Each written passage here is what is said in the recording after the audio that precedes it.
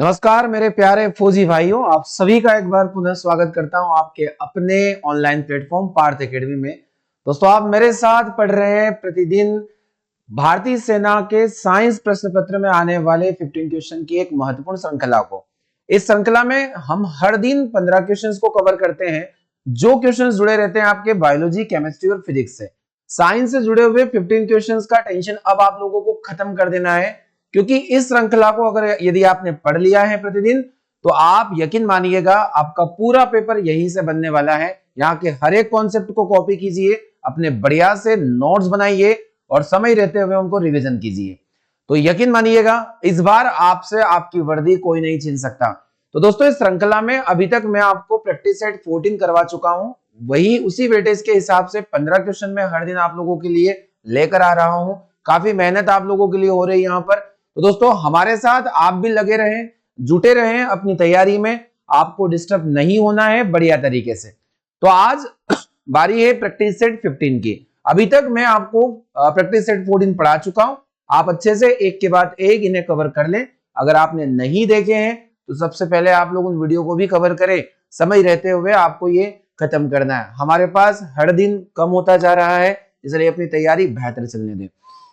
तो दोस्तों, आज हम लोग देखने वाले हैं 15 क्वेश्चन। जल्दी से अपने नोट्स निकाल लीजिए और डाल लीजिए हेडिंग प्रैक्टिस सेट 15, जिसको आज हमें करना है कवर। तो आइए मेरे साथ शुरू कर लेते हैं आज का एक धमाकेदार सेशन। पहला क्वेश्चन हम लोग देखेंगे। जल्दी से वीडियो शुरू करने के पहले आपको वीडियो को अपने दोस्तों के साथ शेयर कर देना है और ज्यादा से ज्यादा वीडियो को लाइक करें आप लोग। दोस्तों, तबीयत ठीक थोड़ी सी नहीं है, स्वास्थ्य थोड़ा खराब है, इस वजह से फिर भी हम आपकी क्लास ले रहे हैं ताकि आपकी पढ़ाई डिस्टर्ब ना हो। चलिए, तो पहला क्वेश्चन हम लोग देखने वाले हैं आज के सेशन में। आज बहुत ही महत्वपूर्ण क्वेश्चन मैं आप लोगों के लिए लेकर आया हूं। चलिए क्वेश्चन स्टार्ट करते हैं। कौन सी धातु कमरे के ताप पर द्रव अवस्था में पाई जाती है? आज का पहला धमाकेदार क्वेश्चन, हर बार हर शिफ्ट में पूछा जाने वाला प्रश्न, केमिस्ट्री का चहेता क्वेश्चन। कौन सी धातु कमरे के ताप पर क्या पाई जाएगी? द्रव अवस्था में पाई जाएगी। तो ये क्वेश्चन हमारे लिए आया है यहाँ पर। चलिए पहले इसको हम समझ लेते हैं, इससे जुड़े हुए कॉन्सेप्ट को भी देख लेते हैं। तो यहाँ जो कॉन्सेप्ट आप लोगों को दे के रखे थे, चलिए मैं थोड़ा सा शीट्स को ठीक कर देता हूं सबसे पहले, ताकि आपको कोई प्रॉब्लम ना आए। ये देखिएगा। तो पहला प्रश्न, अब कमरे के ताप पर द्रव अवस्था में पाई जाने वाली धातु। ऑप्शन है लोहा, पारा, तांबा और सोना। ये चार ऑप्शन आप लोगों को देखने को मिलते हैं।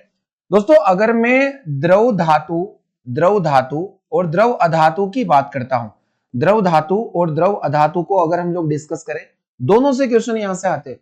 आज यहां पर पूछा गया है कमरे के ताप पर द्रव धातु, द्रव अधातु पूछा है, और द्रव धातु से लेकर भी, यानी कि लिक्विड मेटल और लिक्विड नॉन मेटल, ये दोनों प्रश्न एग्जाम में आते हैं। चलिए मैं दोनों के नाम बता देता हूं। अगर द्रव धातु की बात करें तो ये होता है मरकरी, यानी कि पारा, जिसका सिंबल होता है Hg। दोस्तों ध्यान देना है, एकमात्र ऐसी धातु जो धातु होते हुए लिक्विड फॉर्म में पाई जाती है, तो उसका नाम है पारा। द्रव अधातु की बात करते हैं तो द्रव अधातु में नाम आ जाता है ब्रोमीन का, और ब्रोमीन का संकेत होता है Br। दोस्तों, रूम टेम्परेचर क्या होता है? कमरे का तापमान, यानी कि सामान्य तापमान 27-28 डिग्री सेल्सियस रूम टेम्परेचर के अंतर्गत हम लोग रखते हैं। और इस अवस्था में ये दोनों metal non metal liquid form में मिलती है, यानी कि पारा धातु हो जाएगी और ब्रोमीन अधातु हो जाएगी। मैंने बोला है 10 स्टार लगा लीजिएगा इन दोनों क्वेश्चन में। और देखिए क्या ये क्वेश्चन है, प्रैक्टिस सेट 15 है, पहला प्रश्न है, किसी न किसी शिफ्ट में जरूर आएगा यहां से क्वेश्चन। तो दोस्तों दोनों यहां पर सही है। तो हम लोग देखेंगे कमरे के ताप पर द्रव अवस्था में। अच्छा, धातु पूछा है तो धातु के लिए हमारा आंसर हो जाएगा पारा। अगर अधातु पूछता तो हमारा आंसर आ जाता ब्रोमीन। कई बार मैंने ये भी देखा है आपकी एग्जाम में कि इन दोनों मेटल नॉन मेटल का नाम एक ही प्रश्न के अंदर इन्वॉल्व कर दिया जाता है। तो आपको यहां से ये क्वेश्चन समझ में दोस्तों आ गया होगा। चलिए बढ़ते हैं नेक्स्ट क्वेश्चन नंबर 2 की तरफ। अगला क्वेश्चन है, बल का एसआई मात्रक क्या होने वाला है? आपको बताना है। क्वेश्चन नंबर 2 है आज के सेशन का। बहुत ही महत्वपूर्ण श्रृंखला है दोस्तों जो चल रही है, और इस श्रृंखला के अभी तक मैं 14 पार्ट पढ़ा चुका हूं, और आज मैं पढ़ाने वाला हूं आपको। आज हम पढ़ रहे हैं 15 पार्ट। दोस्तों बहुत ही शानदार श्रृंखला, जिससे आपकी एग्जाम 100% बनेगी। बल का एसआई मात्रक क्या है? बल का मात्रक है, यहाँ पर ऑप्शन है वॉट, एम्पियर, ओम और न्यूटन। चारों के चारों एसआई यूनिट है किसी न किसी भौतिक राशि के, और आपको ये बताना है कि ये चारों किसके एसआई मात्रक है। फिर हम लोग बल का भी देखेंगे, क्योंकि चारों एग्जाम में आने जैसे क्वेश्चन यहां से बनते हैं। पहला ऑप्शन है वॉट, दूसरा ऑप्शन है एम्पियर, ओम और न्यूटन। चलिए हम एक एक करके सभी को डिस्कस कर लेते हैं। अगर वॉट की बात करें तो वॉट एसआई यूनिट होता है शक्ति का। वॉट किसका एसआई मात्रक है? शक्ति का। दोस्तों ध्यान रखना है, मोस्ट इंपोर्टेंट। एम्पियर की बात करें तो एम्पियर एसआई यूनिट होता है विद्युत धारा का, विद्युत धारा आई का। विद्युत धारा या इसका सिंबल होता है आई, इलेक्ट्रिक करंट। इलेक्ट्रिसिटी का एसआई यूनिट क्या हो जाएगा? ये हो जाएगा एम्पियर। दोस्तों मोस्ट इंपोर्टेंट क्वेश्चन है ये। ओम की बात करते तो ओम किसका होता है? तो विद्युत प्रतिरोध का, रेजिस्टिविटी या रेजिस्टेंस जो होता है उसका एसआई मात्रक हो जाता है ओम। और अगर हम लोग न्यूटन की बात करें तो बल का एसआई मात्रक, फोर्स का एसआई यूनिट होता है न्यूटन। तो दोस्तों ध्यान रखना है, ये मैंने कहा है आपसे कि ये चारों के चारों एसआई यूनिट किसी न किसी एग्जाम्स में आए हुए हैं, वॉट, एम्पियर, ओम और न्यूटन। इसलिए आपको अलर्ट रहना है, सावधान रहना है। ये सारे ऑप्शन अपने नोट्स में लिखे हैं आप लोग। दोस्तों आज अगर आप मक्कारी करेंगे, आज अगर आपको आलसी आएगी लिखने में, तो दोस्तों कल का भविष्य कैसे बनेगा? इसलिए लिखने में और नोट्स बनाने में लापरवाही ना करें। नोट्स आपके सफलता की प्राथमिक सीढ़ी मानी जाती है। अगर आपके पास सुव्यवस्थित नोट्स हैं तो आप रिवीजन के समय में इधर उधर ध्यान देने की जरूरत नहीं है। अपने नोट्स पढ़ो और आपकी एग्जाम निकल जाएगी। सही जवाब हो जाएगा ऑप्शन नंबर डी। दोस्तों एक बात और आपको यहां से पता होना चाहिए कि न्यूटन एक और भौतिक राशि है जिसका एसआई मात्रक होता है, वो है भार। भार का भी एसआई मात्रक न्यूटन माना जाता है। ये बात आपको अच्छे से पता होनी चाहिए। चलिए तो क्वेश्चन नंबर 2 का सही जवाब हम लोगों ने देख लिया है। क्वेश्चन नंबर 3 है, ये लास्ट आपके एग्जाम में आया हुआ प्रश्न एक शिफ्ट में, कि कैंसर का अध्ययन करना क्या कहलाता है। दोस्तों सबसे पहले हम लोग देखेंगे एक बहुत ही खतरनाक बीमारी कैंसर होता क्या है। तो इसमें क्या होता है, इस बीमारी में शरीर में कोशिकाओं में अनकंट्रोलिंग या अनियंत्रित वृद्धि होती है। कोशिकाओं में वृद्धि होना, अनियंत्रित वृद्धि होना, इसी रोग को कैंसर के नाम से जाना जाता है। और इसका जो अध्ययन इसका अध्ययन किया जाएगा वो किया जाएगा ऑन्कोलॉजी में। अगर हम बात करें ऑन्कोलॉजी, तो ऑन्कोलॉजी किसका अध्ययन हो जाएगा? ऑप्शन नंबर ऑन्कोलॉजी सी आ जाएगा इसका। कैंसर, ऑन्कोलॉजी कैंसर का अध्ययन है। और कैंसर में क्या होता है? तो कोशिकाओं में अनकंट्रोल ग्रोथ होती है। एग्जाम में एक प्रश्न आपसे पूछा जाता है कि जब हमारे शरीर में डब्ल्यूबीसी की मात्रा बढ़ जाए, डब्ल्यूबीसी की मात्रा बहुत तेजी से बढ़ जाए, तो उसे हम लोग ल्यूकेमिया नाम की बीमारी कहते हैं। ल्यूकेमिया दोस्तों लिख लीजिएगा, ये क्वेश्चन आ सकता है। और इसे ल्यूकेमिया को ही हम लोग ब्लड कैंसर के नाम से जानते हैं। ब्लड कैंसर के नाम से जानते हैं ल्यूकेमिया। इसमें डब्ल्यूबीसी की जो मात्रा है वो काफी ज्यादा बढ़ जाती है हमारे ब्लड में। दोस्तों ध्यान रखना है, ऑन्कोलॉजी इसका सही जवाब है। अब आपको मुझे कमेंट बॉक्स ओपन करके बताना है होम्योपैथी, ऑटोलॉजी, ऑप्टोलॉजी और ऑर्थोलॉजी किसका स्टडी है। दोस्तों ये भी महत्वपूर्ण श्रृंखलाओं में से एक प्रश्न यहां से जरूर बनेगा। चलिए नेक्स्ट क्वेश्चन को टारगेट करेंगे। सोने की शुद्धता किसमें मापी जाती है? मैंने कहा है बहुत ही शानदार प्रश्न है, एग्जाम यहीं से बनेगा। दोस्तों आप अपना पेपर देने के बाद में आप सारे प्रैक्टिस सेट से आप पूरा पेपर मैच करोगे, इतना मैं दावा करता हूं दोस्तों। तो ये सेशन धमाकेदार और महत्वपूर्ण है। अपने दोस्तों के साथ ज्यादा से ज्यादा शेयर कीजिएगा इसको। चलिए सोने की शुद्धता किसमें मापी जाती है आपको बताना है। अगर हम लोग बात करते हैं सोने की शुद्धता की, ये क्वेश्चन बड़ा ही शानदार है और हर किसी बच्चे को ये क्वेश्चन आता है। तो अगर हम लोग बात करें कि अगर प्यूरिटी ऑफ गोल्ड अगर देखें तो वो मापी जाती है कैरेट में। ऑप्शन नंबर सी इस प्रश्न का क्या हो जाता है? सही जवाब। अब देखिए अगर हम लोग बात करते हैं सोने की, तो सोने का सिंबल होता है AU। इसको हम लोग लैटिन भाषा में ओरम के नाम से जानते हैं। लैटिन भाषा में ओरम के नाम से इसे जाना जाता है, ओरम। क्योंकि आपको पता है कि तत्वों के नामकरण किन्हीं दो भाषाओं में दिए जाते हैं, एक तो अंग्रेजी और एक लैटिन। अगर अंग्रेजी में नहीं है तो वो लैटिन में है। जैसे अगर हम लोग आयरन को देखें तो आयरन Fe होता है, पर लैटिन में उसका नाम फेरम पढ़ा जाता है ना। यदि चांदी की बात करें तो CS से, सिल्वर से, SI से कुछ आना चाहिए था, बट उसका होता है Ag, क्योंकि उसको अर्जेंटम बोला जाता है लैटिन भाषा में। इसलिए आपको ध्यान रखना है जो चीजें यहां पर बताई जा रही है। चलिए आगे बढ़ते हैं। तो अगला क्वेश्चन आप सभी के सामने आने वाला है। क्वेश्चन है हमारे पास सोने की। अच्छा यहाँ पर हम लोग इसके बारे में कुछ फैक्ट समझ लेते हैं सबसे पहले। अगर हम लोग बात करें सोने की शुद्धता की, तो वो कैरेट में मापी जाती है। और शुद्ध सोना कितने कैरेट का होता है? तो शुद्ध सोना 24 कैरेट का होता है दोस्तों। शुद्ध सोना 24 कैरेट का होता है। परंतु ध्यान रखिएगा, एक बात सुनिएगा मेरी, जब आभूषण का निर्माण करवाया जाता है, ज्वेलरी बनाई जाती है, तो वह इस 24 कैरेट से नहीं बनाई जाती बल्कि 22 कैरेट सोने से बनाई जाती है। कितने कैरेट सोने से? 22 कैरेट सोने का उपयोग किया जाता है। सर 2 कैरेट क्या मिला दी जाती है इसमें? 2 कैरेट इसमें चांदी और तांबे की अशुद्धि मिला दी जाती है। चांदी और तांबा की अशुद्धि मिला दी जाती है, यानी एजी और कॉपर, ये दोनों मिला दिया जाता है। अब इसका कारण क्या है? देखिएगा, मैं आपको बहुत ही अच्छे से समझा रहा हूं कि जो शुद्ध सोना होता है वो बहुत ज्यादा सॉफ्ट होता है, मुलायम होता है, उससे आभूषण बनाने में काफी ज्यादा दिक्कतों का सामना करना पड़ता है। तो इसलिए क्या करते हैं कि उसमें थोड़ी सी हार्डनेस लाने के लिए, कठोरता लाने के लिए उसमें 2 कैरेट अशुद्धता मिला दी जाती है। किसकी? चांदी और तांबे की। तो ध्यान रखना है, जो आभूषण बनाए जाते हैं वो 22 कैरेट से बनाए जाते हैं। ज्वेलरी का निर्माण 22 कैरेट सोने से किया जाता है। दोस्तों याद रहेगा, और इसी में से एक प्रश्न आपका जरूर आएगा। आगे हम बात करेंगे किलोग्राम किसकी इकाई है, तो अगर देखा जाए तो द्रव्यमान की इकाई है किलोग्राम। अगर हम लोग जूल की बात करें तो जूल किसकी इकाई है? तो जूल इकाई हो जाती है यहाँ पर कार्य की और ऊर्जा की। तो ये आपको याद रखना है, बार बार रिपीट किए जाते हैं ये क्वेश्चन आपकी शिफ्ट में, इसलिए आज अच्छे से पढ़ लीजिए दोस्तों। चलिए अगला प्रश्न है आप सभी के सामने, क्वेश्चन नंबर 5 है, सूर्य में कौन सी गैस सबसे ज्यादा पाई जाती है? ये सभी को पता होना चाहिए कि सन में कौन सी गैस मोस्ट अबंडेंट है। तो सूर्य में कौन कौन सी गैस पाई जाती है? दोस्तों आपको सभी को पता होना चाहिए एक बात, कि संपूर्ण ब्रह्मांड में केवल 2 गैसें पाई जाती है। अगर ब्रह्मांड में हम बात करें सर्वाधिक पाए जाने वाली गैस की, तो सर्वाधिक पाए जाने वाली गैस का नाम है हाइड्रोजन। दोस्तों ब्रह्मांड में, यूनिवर्स में मोस्ट अबंडेंट गैस है हाइड्रोजन। जिस प्रकार हमारे वायुमंडल में कौन सी गैस सबसे ज्यादा पाई जाएगी? नाइट्रोजन 78%।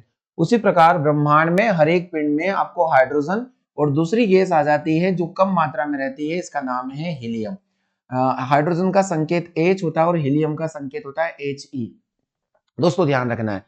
अब अगर हम लोग सूर्य की बात करें तो ये क्वेश्चन यहां से आएगा, सूर्य व सभी तारों में, सूर्य भी एक तारा है, सूर्य व सभी तारों में जो सबसे ज्यादा गैस पाई जाती है वो हाइड्रोजन है और हीलियम है।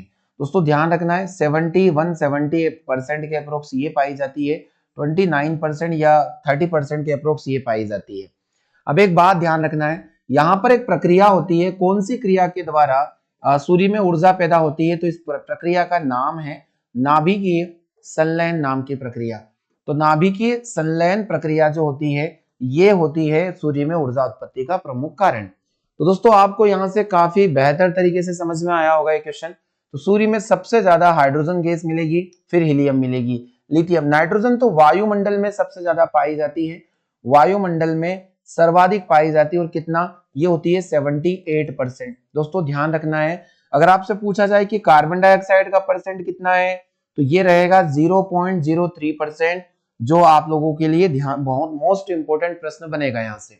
तो आपको सभी गैसों के संगठन समझ में आए, तो ये क्वेश्चंस बार बार पूछे जाते हैं आप लोगों से।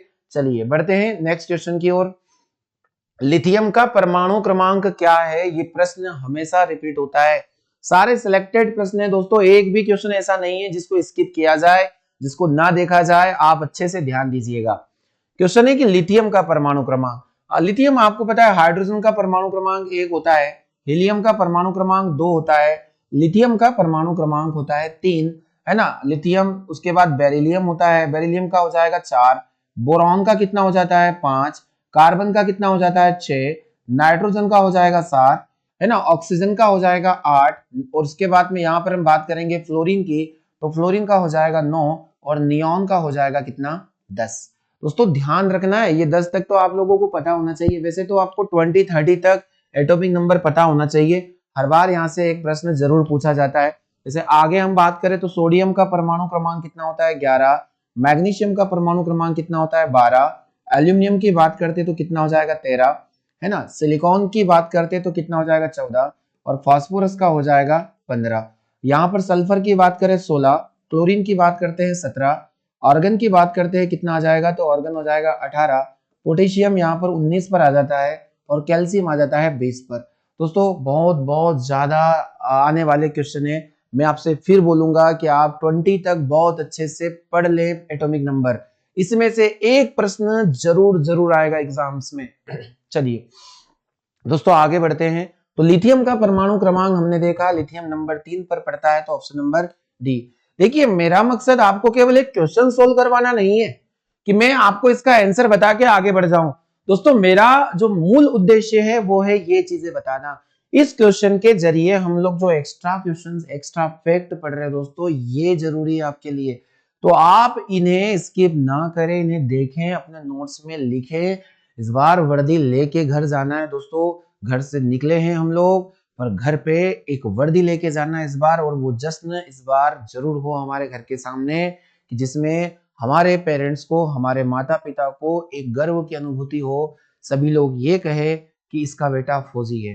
दोस्तों पढ़ लीजिए अच्छे से, आपके साथ हम लोग जुड़े हैं, ऑफलाइन ऑनलाइन दोनों कक्षाओं में धमाकेदार चीजें आप लोगों को पढ़ाई जा रही है, ये चीजें आप लोग यहाँ से कवर कीजिएगा। चलिए क्वेश्चन नंबर 7 जल्दी से पढ़िएगा कि रेफ्रिजरेटर में प्रयुक्त होने वाली गैस कौन सी है। रेफ्रिजरेटर यानी कि फ्रीज में प्रयुक्त होने वाली गैस कौन सी है, तो आपको इसका नाम मुझे बताना है। दोस्तों अगर हम बात करें नियोन, फ्रियोन या फिर कार्बन या नेफ्रॉन, एग्जाम में ये क्वेश्चन इस नाम से भी आ सकता है, शीतलन गैस कौन सी है, शीतल गैस कौन सी, या कूलिंग गैस कौन सी होती है, तो दोस्तों इसका नाम हो जाता है फ्रियोन गैस। फ्रियोन गैस यानी कि ऑप्शन नंबर बी यहाँ पर एकदम सही जवाब हो जाएगा। आप लोगों ने नाम सुना होगा CFC का, या इसे हम लोग फुल फॉर्म होता है क्लोरोफ्लोरोकार्बन। दोस्तों बहुत सारी जानकारी आप लोगों को हम एक्स्ट्रा दे रहे हैं ताकि आपका एग्जाम बन जाए। इसका केमिकल कंपोजिशन होता है CCl2F2, और अगर इसका नाम देखें तो डाइक्लोरो डाइफ्लोरो मीथेन या डाइक्लोरो डाइफ्लोरोकार्बन। ये जानकारी आपको किसी अदर प्लेटफॉर्म पर दोस्तों इतना डिटेल नहीं मिलेगा।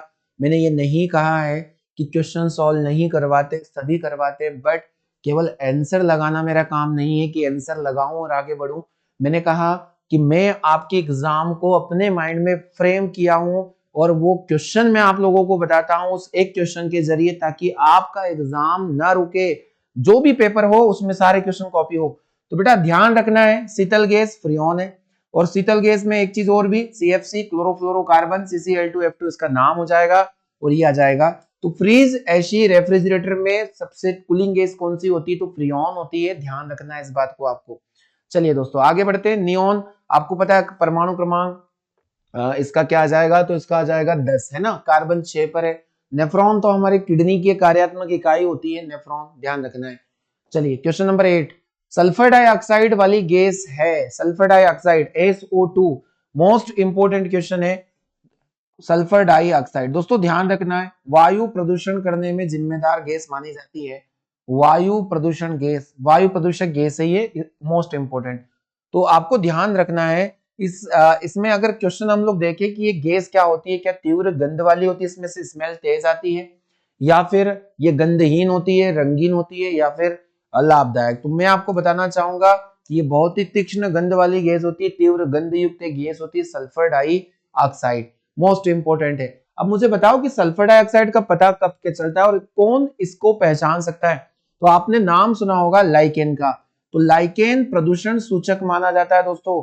लाइकेन जो एक सिम्बायोटिज्म है कवक और शैवाल का, यह प्रदूषण सूचक माना जाता है, और यह किसको पहचानने में काम करेगा, प्रदूषण सल्फर डाइऑक्साइड के प्रदूषण को। तो एक तीव्र गंध वाली गैस मानी जाती है ये वाली। चलिए अगला प्रश्न आप सभी के सामने, सबसे बड़े अंडे देने वाले पक्षी का नाम इसमें से बता देना है, कौन है। सभी को शायद ये क्वेश्चन पता होगा, सबसे बड़ा पक्षी कौन है। तो अगर हम लोग बात करते हैं सबसे बड़े बर्ड की या सबसे बड़े पक्षी की, तो सबसे बड़ा पक्षी यहाँ पर आ जाता है शुतुरमुर्ग। क्या आ जाता है, शुतुरमुर्ग या ऑस्ट्रिच। अब दोस्तों अगर बात करते सबसे बड़े में, तो सबसे छोटा भी पक्षी यहाँ पर आता है।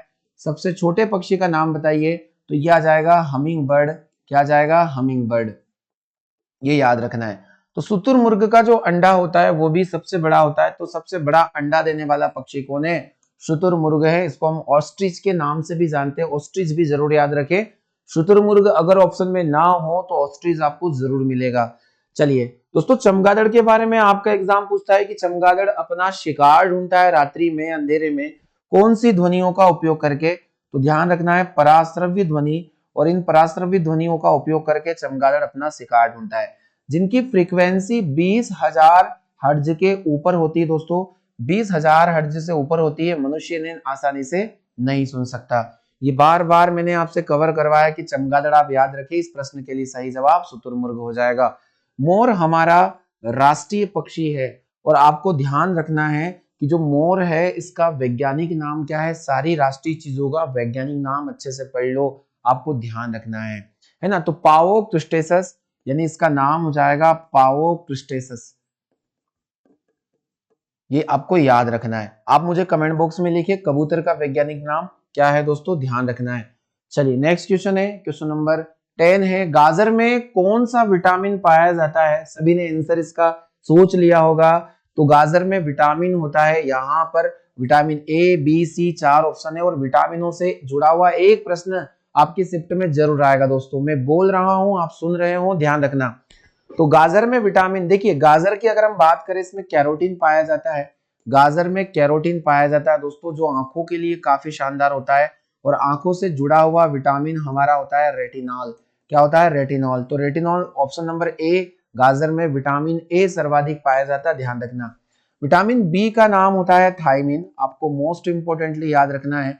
और विटामिन सी होता है एस्कार्बिक अम्ल, एस्कार्बिक एसिड या एस्कार्बिक अम्ल।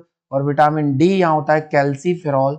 क्या हो जाएगा, कैल्सीफेरॉल। तो ये इतने सारे प्रश्न जो एग्जाम्स में बार बार पूछे जाते हैं, सही जवाब हो जाएगा ऑप्शन नंबर ए। विटामिन वाला पोर्शन अच्छे से पढ़ लीजिएगा, मैंने आपसे कहा है।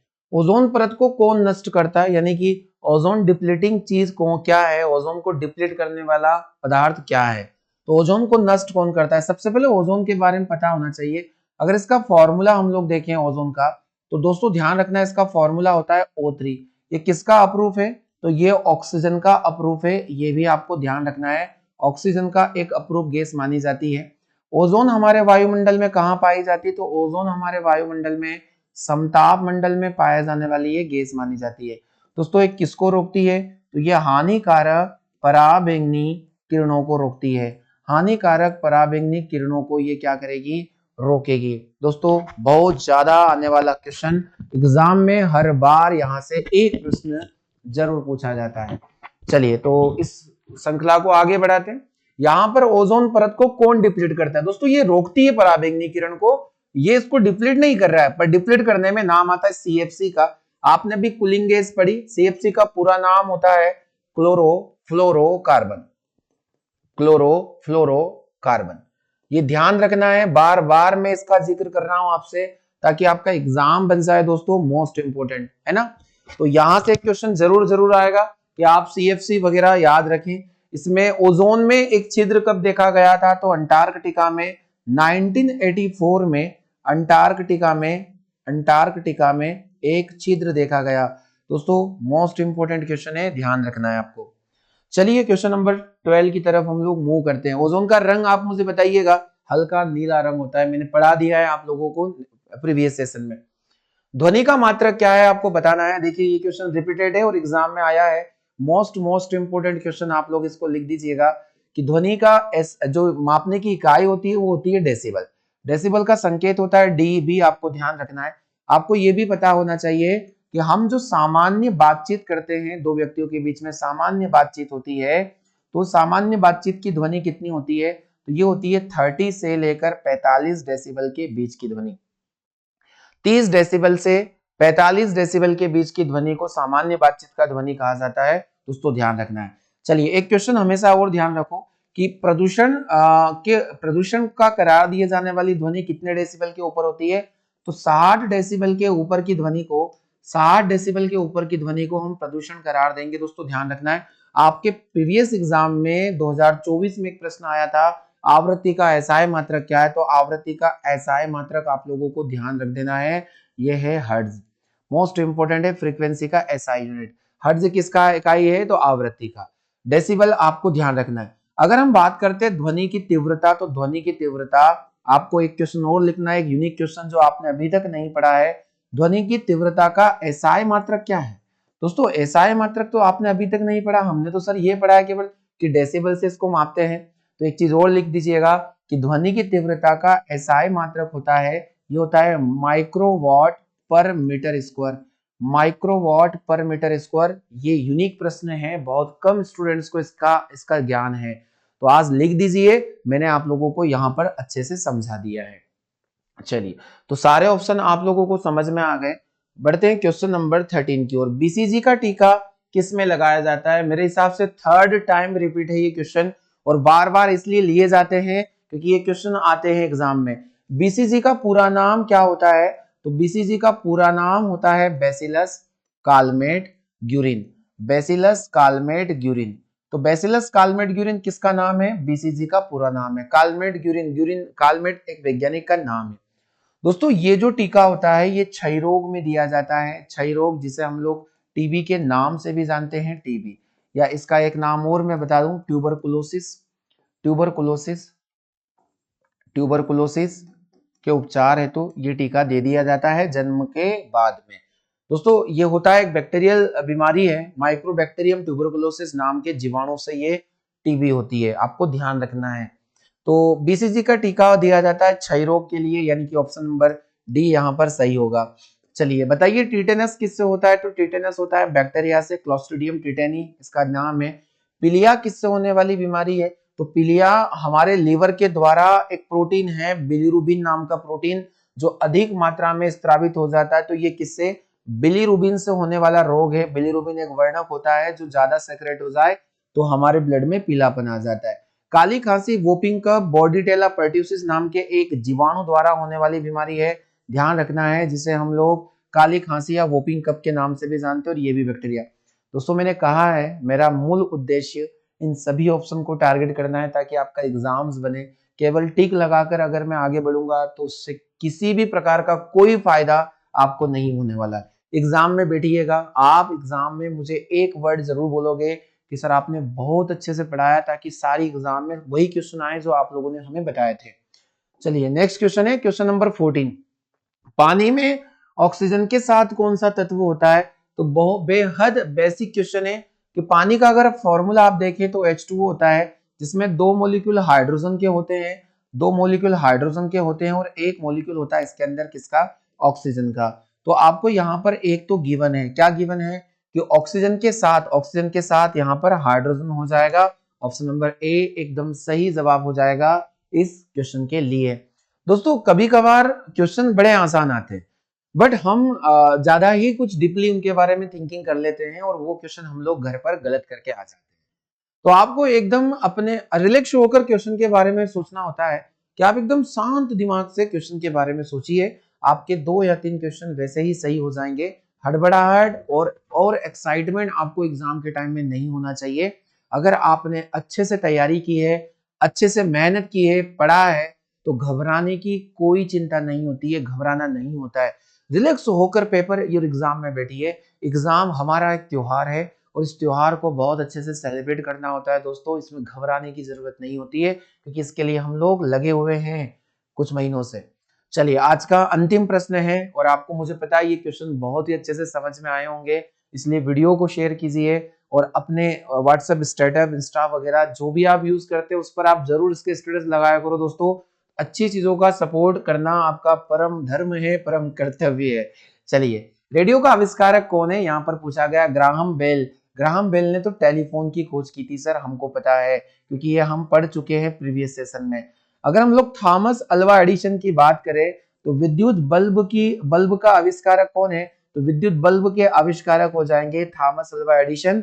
और मार्कोनी की बात करें तो आपने इनका नाम सुना होगा, बेतार के तार में, बेतार का तार या वायरलेस। और ध्यान रखना रेडियो के आविष्कारक भी कौन माने जाते हैं? मार्कोनी। ऑप्शन नंबर बी एकदम सही जवाब हो जाएगा। दोस्तों अभी क्या है, कुछ बच्चे क्या लास्ट क्वेश्चन में होमवर्क के लिए छोड़ता था, बच्चे जवाब नहीं देते थे, तो मैंने इसको सॉल्व करवाना स्टार्ट कर दिया। अब मैं बीच में कोई क्वेश्चन आपको देता हूं, आपको पढ़ना है, स्किप नहीं करना है, और उसका जवाब मुझे देना है बहुत अच्छे से। चलिए तो कैसे लगे आज के 15 क्वेश्चन? अगर ये सेशन आपके लिए थोड़ा सा भी हेल्पफुल है दोस्तों, इस वीडियो को शेयर कीजिए, अपने सभी दोस्तों के पास पहुंचाइए। आप उन दोस्तों को भी पहुंचाइए जो क्लासों से वंचित हैं, जिन्होंने नहीं पढ़ा। तो आज के सेशन में हम इतना ही पढ़ेंगे, मिलते हैं हम लोग प्रैक्टिस सेट 16 के साथ में। आप सभी का बहुत बहुत धन्यवाद।